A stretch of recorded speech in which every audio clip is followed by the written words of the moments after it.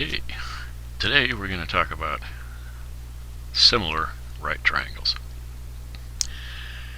And one of the quickest, easiest way to make similar right triangles is to start with a right triangle.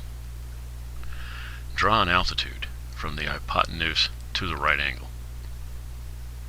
When you do that, you instantly create three similar triangles.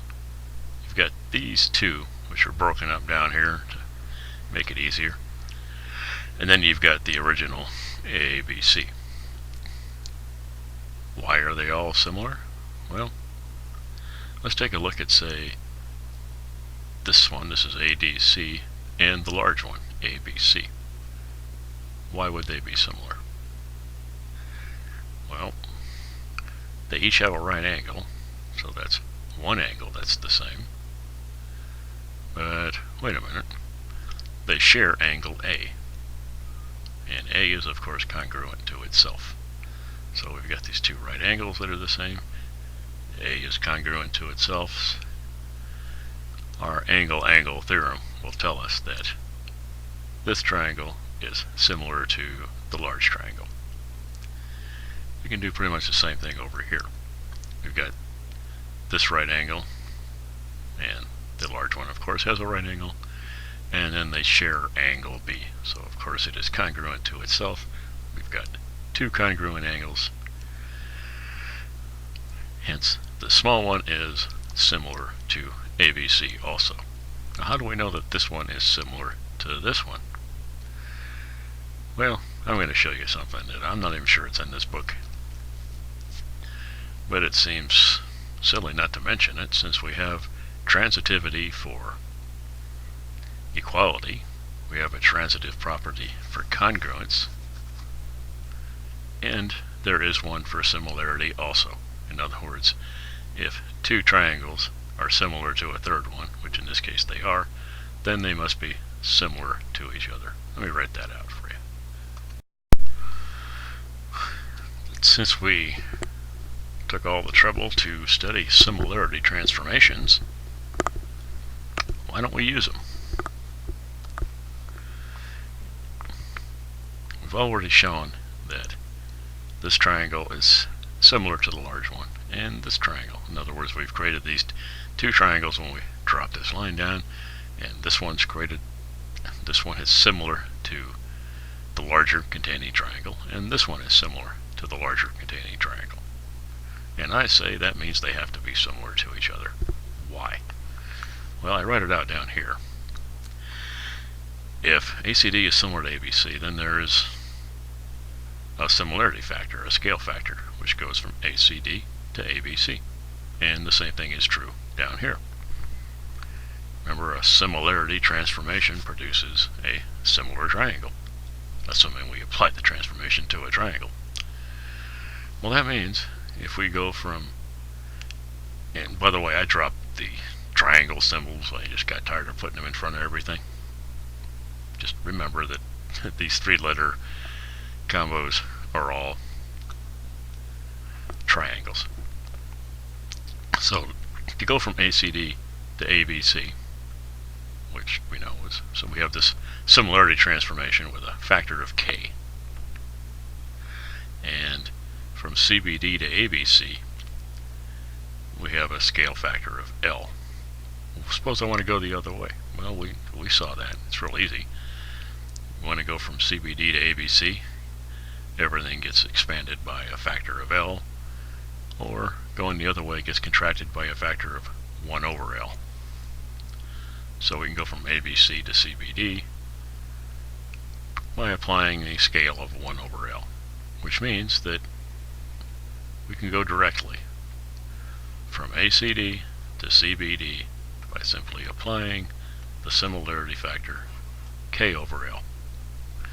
We have a similarity transformation which takes us from ACD to CBD, which means these two are similar. So we could write now is similar to CBD. And we could call that the transitive property of similarity. So I'm showing that this is similar to that, and this is similar to the big one. That's easy. There's another way to show that these two are similar to each other, but I don't see why we can't introduce the property of transitivity for similarity. It does hold. So when you have a situation like this, then these two are similar to each other. Hence, all three of these are similar. Here I have rewritten these three triangles separately down here. We've got the small one, and I changed it a bit so that CD is now the horizontal leg here, and ACD, left that the way it is, and ACB we had to flip. We do this in order to get all the corresponding parts lined up. It'll just make it easier to do things. So we have the hypotenuse, hypotenuse, hypotenuse, and then this leg is similar to this leg and similar to this leg. Well, why do this? Well, because of all this similarity, we have some ratios that we can make use of. For instance, I need a little more room here. Hope that didn't make you dizzy. How about this here? Well, right off the bat we can write that BD over CD, and that's this CD here now. This one here. We're not talking about this. It's not similar to itself. It's this triangle is similar to this triangle. So BD over CD, that has the same ratio as this side over this side, which is CD over AD. And we have some other relationships we can write out right off the bat. For instance, what about AB, this hypotenuse here? What can we say about that? Well, AB over CB here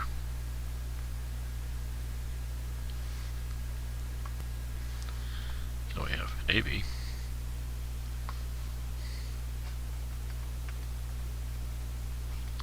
over BC, and that has to equal, well, remember BC is the hypotenuse for the small one, that's this one here, but it's the leg of the larger one, isn't it? So we have this leg, the ratio of this leg to this leg is the same as the ratio of this hypotenuse to this hypotenuse. And that should be BD. And there's some other stuff. For instance, what about these two hypotenuses, or hypotenusae, AB over AC?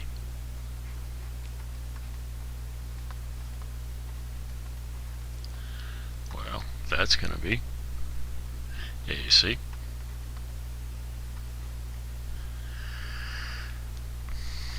and that's this AC now over AD.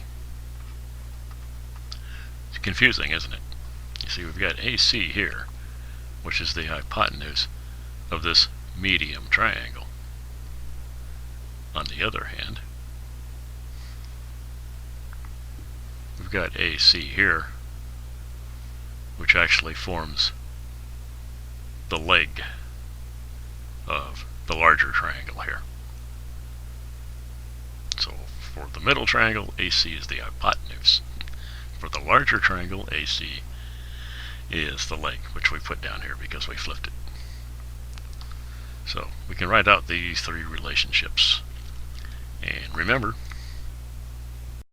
I'll try to remember, we've seen geometric means before.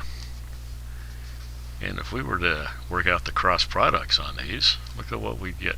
Yeah, let's give myself a little more room here. We get that CD squared equals, well, it's supposed to be BD times AD. And we'd have that BC squared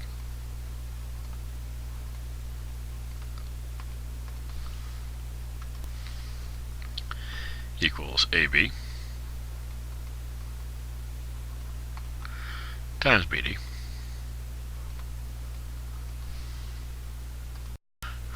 And of course the last one, which is AC squared equals AB times AD.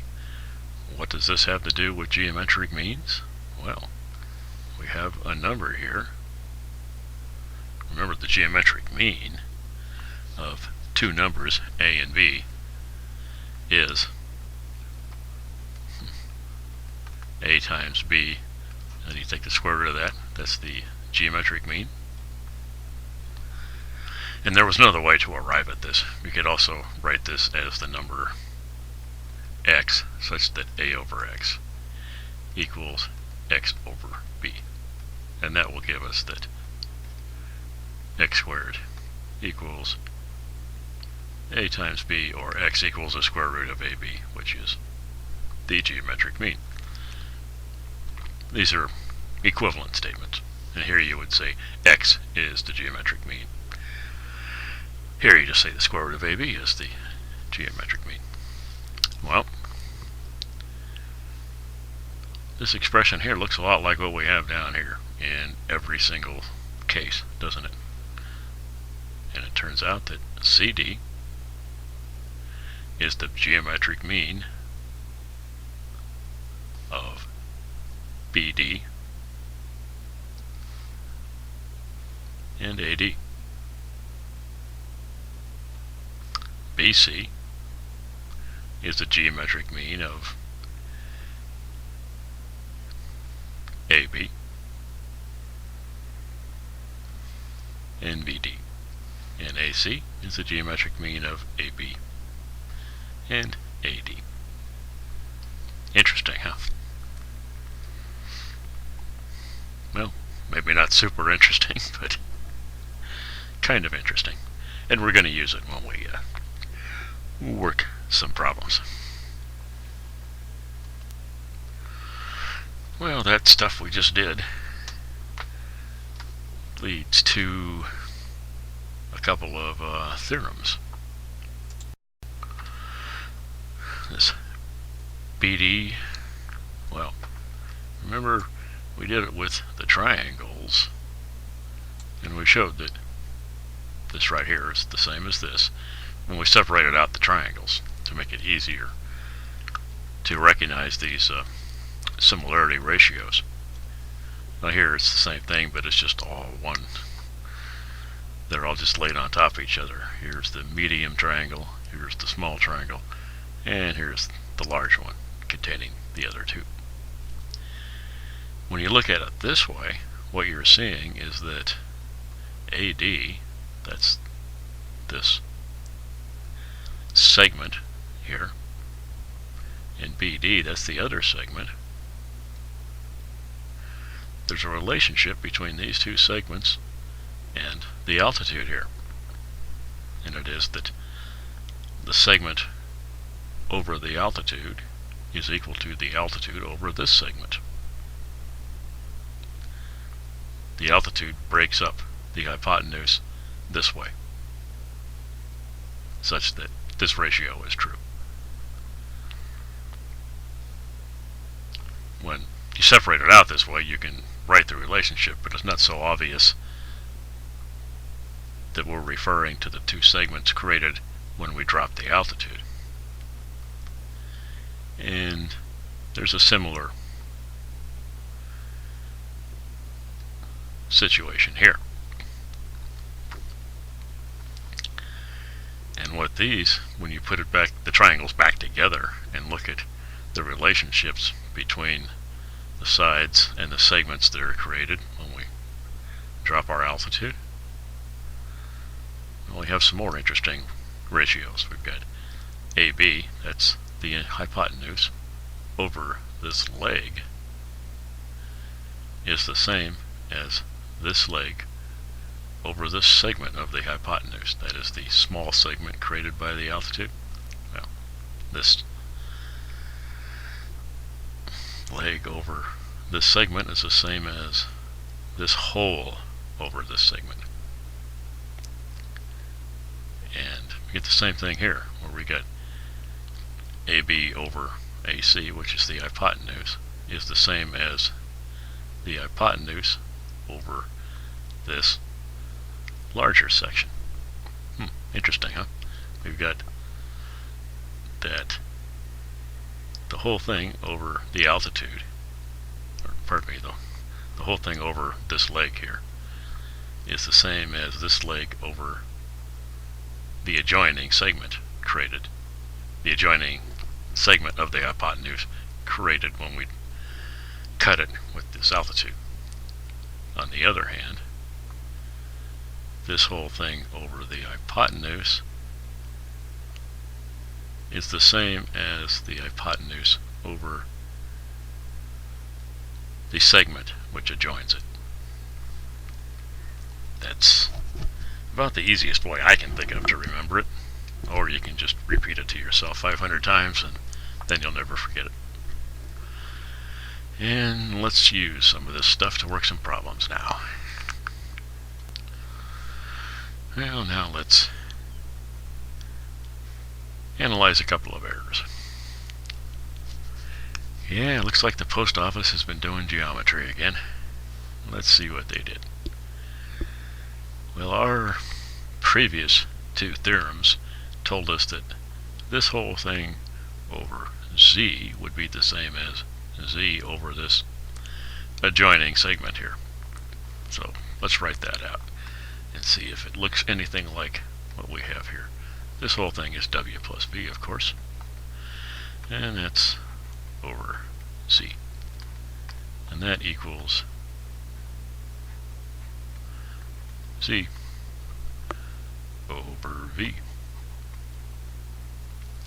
Well, that's exactly the same as just flipping both of them. Then we could write Z over W plus V equals V over Z. Now if we compare this, which is correct, to this, well, one problem, isn't there? That's supposed to be a V. If we put a V there, it's okay. This is the way it's usually written. We could invert both sides and write it this way, which is what he did. That's legit. If he had written V over Z, it would be different, but it would still be legitimate. But he forgot that it's the adjoining side, not this side. Pardon me, the adjoining segment, not this segment over here. Now, this one, let's see what went wrong over here. Now, this one's pretty close. Remember, that first theorem said that we could divide these up such that E over D was the same as D over G. Well, we've got E over D here, but he's got D over F.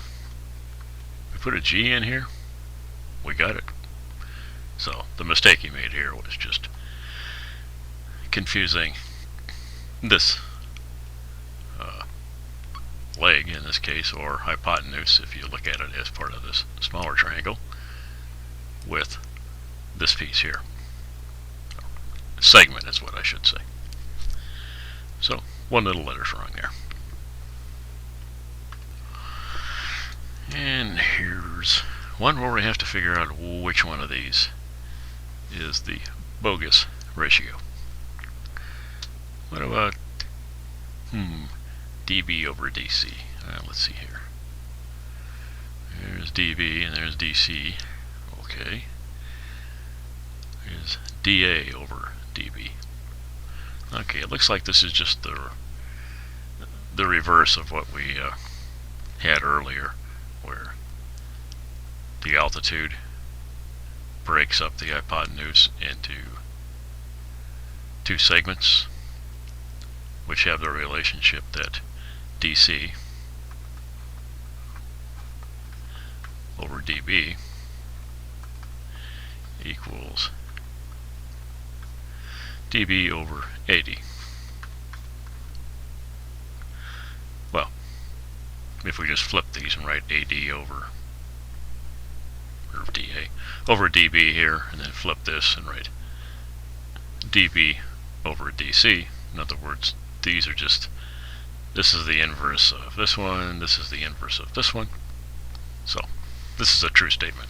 This is a true statement, and this is derived from just inverting both sides, which is perfectly legal. What about here? Well, we've got CA. That's the whole one here.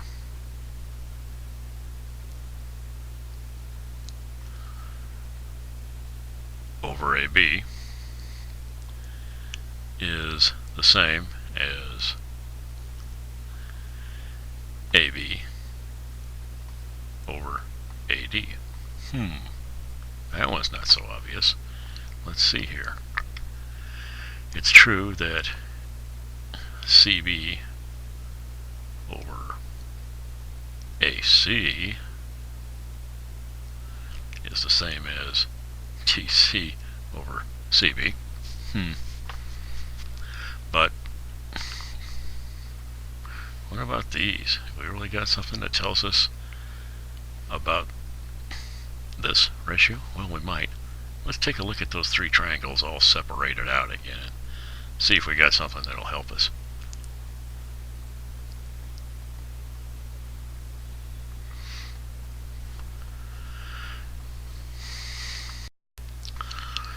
Now let's look at our broken up triangles again.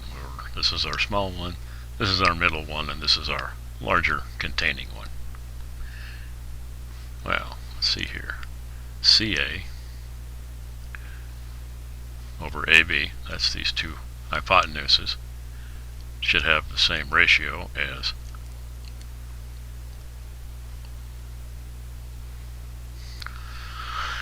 okay, we had a small error. When I originally drew these three triangles, they were labeled according to one figure.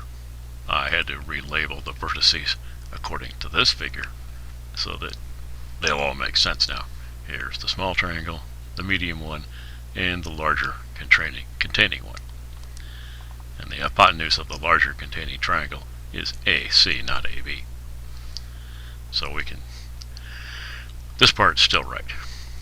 dB, that's this here, over CD, that's this side here, is the same as this leg over this leg. Okay, those two ratios are the same, and that makes sense. What about CA? Okay, there's CA, that's that hypotenuse over that hypotenuse.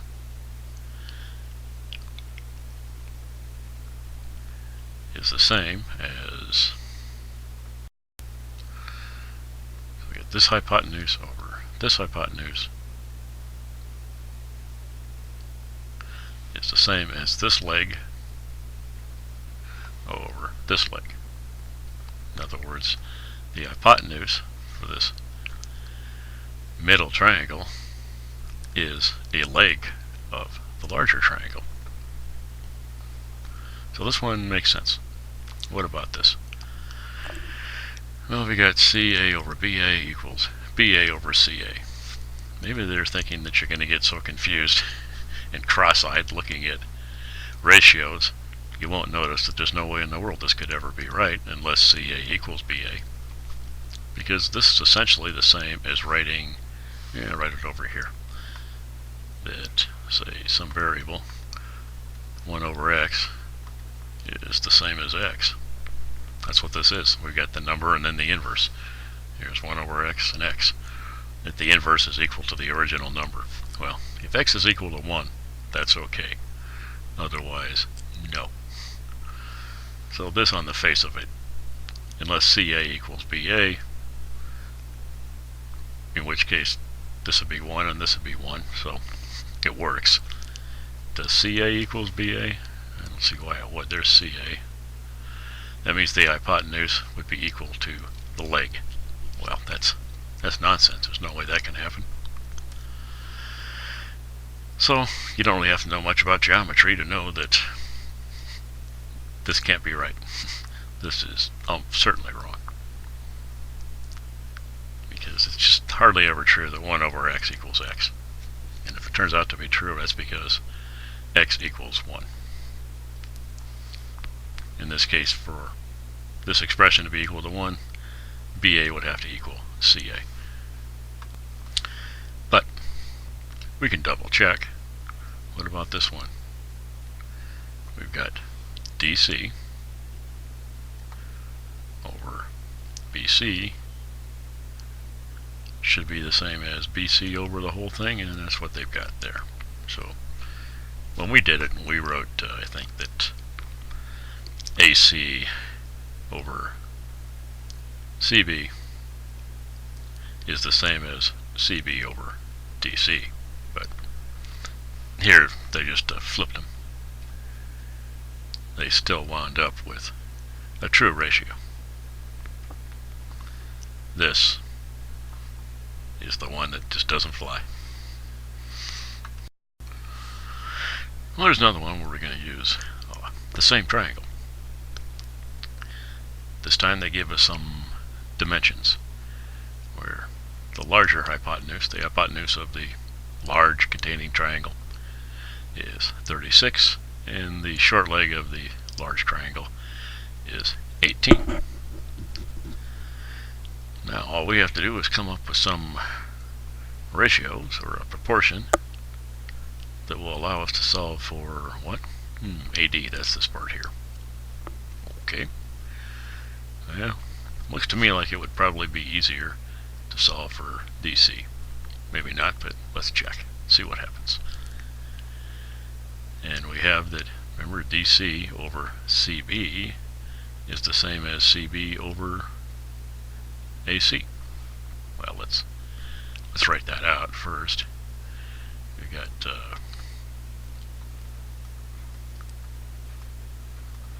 CD over CB equals CB over AC.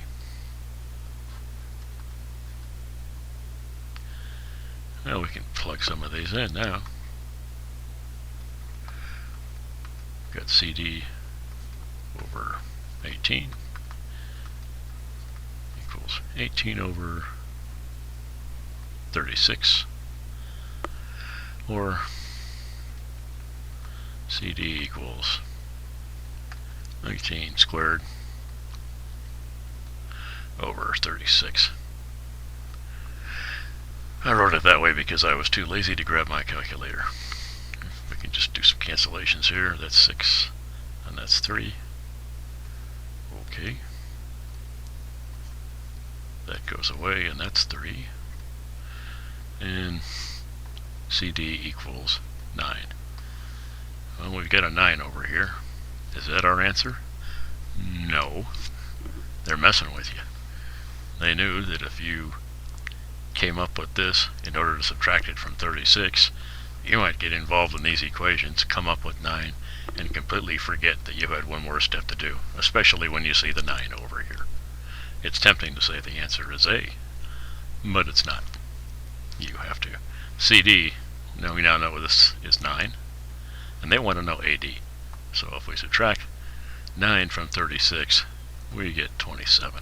And that's actually the answer.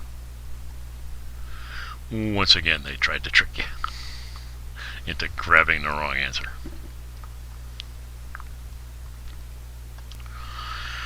Okay, let's see what we have here. first they want us to draw an isosceles triangle and label the two leg lengths x. Okay, I did that. There's our right triangle. And then draw the altitude. Okay, that's y here. Actually, that's y is the length of the altitude. Well, when we do that, we create three similar triangles. These two triangles that we just created plus the original one, they're all similar to each other. However, there's a little more than that going on, because this separates the hypotenuse into two equal. That's because we have an isosceles triangle here, so the altitude, the angle bisector, and the perpendicular bisector are all the same. And perpendicular bisector is the important part. That means it bisects this hypotenuse into two equal parts. Well, what is the length of this hypotenuse? It would be the square root of 2x squared. Or, we already figured out that it's square root of 2 times x.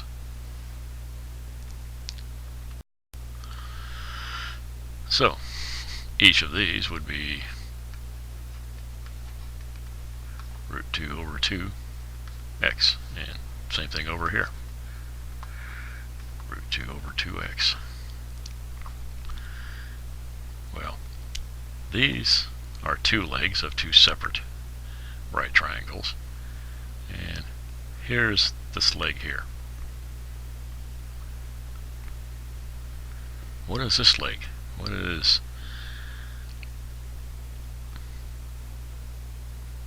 the length of this leg? Well, x is the hypotenuse for this. It's a leg for the large triangle, but when we draw our altitude, it becomes a hypotenuse for this smaller triangle up here, which means that we can also write that, you should write it over here, x equals square root of 2 times y. Or we could write y equals x over the square root of 2.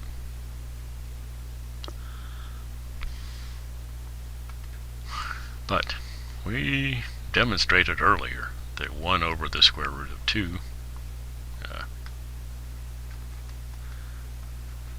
like that equals root 2 over 2. Remember, we just multiply by square root of 2 on the top and bottom and get root 2 over 2. Well, we've got that over here, root 2 over 2.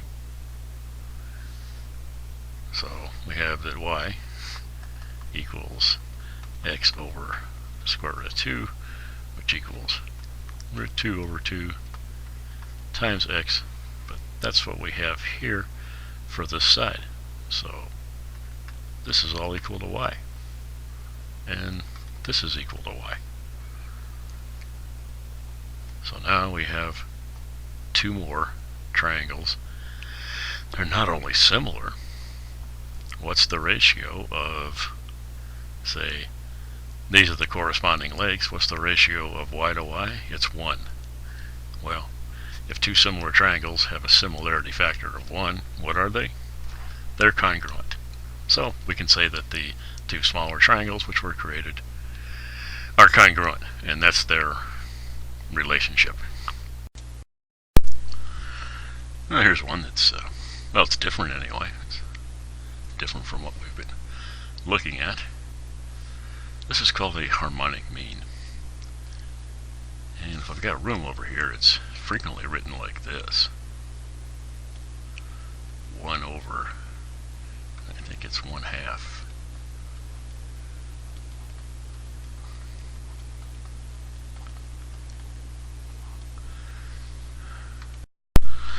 Now if you rearrange this, you'll end up with this. Now, Pythagoras obviously was a busy guy. He not only did the a squared plus b squared equals c squared thing, he did this too. In fact, Pythagoras is kind of fun to read about, really. He had his own cult. Much like, they called themselves Pythagoreans, and they followed him the same way Christians follow Christ. That's why they called themselves Pythagoreans. They were followers of Pythagoras. So he had his own little religion, actually. In fact, there's a way to construct regular polyhedron, which you don't really need to understand in this course. A polyhedron is a three-dimensional object made of polygons, like triangles, squares, things like that. Well, there's only 5 in the whole world that are regular. For instance, a pyramid. You see 3 triangles, and then a 4th one forming the base. The 4 triangles form this three-dimensional regular polyhedron because you use the same equilateral triangle all the way through. You can use a square to produce a cube, right? You put 6 squares together into a cube shape. That's a three-dimensional figure created out of squares. Most of the regular polyhedrons that it's possible to create are made with triangles. One is made with a square. And there's one more that Pythagoras knew how to make, and he wouldn't tell anybody how to do it. His students and other people who wanted to know how to make this other regular polyhedron, he wouldn't tell them. The way you do it is you have to put 20 regular pentagons together. Well, 5-sided figure of the pentagon was considered demonic by Pythagoras. So he wouldn't tell people how to construct this last regular polyhedron because he somehow thought it was the work of the devil or something along those lines. Like I said, he was a pretty strange guy. So don't think that because you're smart you have to be sane. Some of these guys, they came up with some really great stuff and they were super smart, but they were kind of out there too. Anyway, what's the harmonic mean of 10 and 15? This is pretty easy. You just have to plug them in. 10 times 15 is 150 times 2 is 300. I think you could do that in your head, right? 10 is always an easy one. And then a plus b, that's 25. And that's got to be 12, right? So the answer over here would be 12. What about the harmonic mean of 6 and 14? It's not so easy to do in your head, is it? Yeah, let's see. 6 times 14 would be 84. And times 2 is 168. Divide that by 6 and 14, which is 20.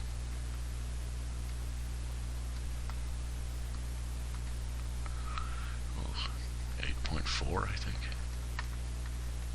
It doesn't seem right. Let me double check. And 8.4 is, in fact, correct. Now, will 4, 6, and 12 produce harmonious notes?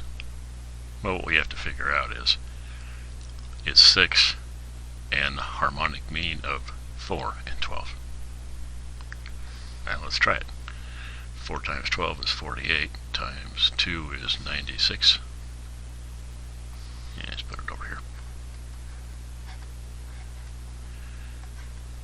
And 4 and 12 is 16.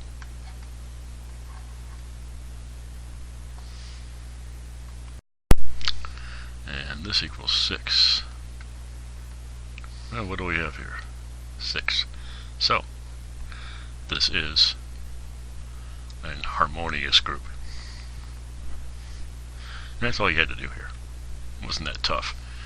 I just wanted you to get the idea that there is such a thing as an harmonic mean. And if you're in the music, well, quit thinking that math sucks. If you major in music, you unfortunately will have to learn some math too. It's really tied in. It might not seem like it when you go to a rock concert, but the fact is it's very mathematical. Well, that's about it.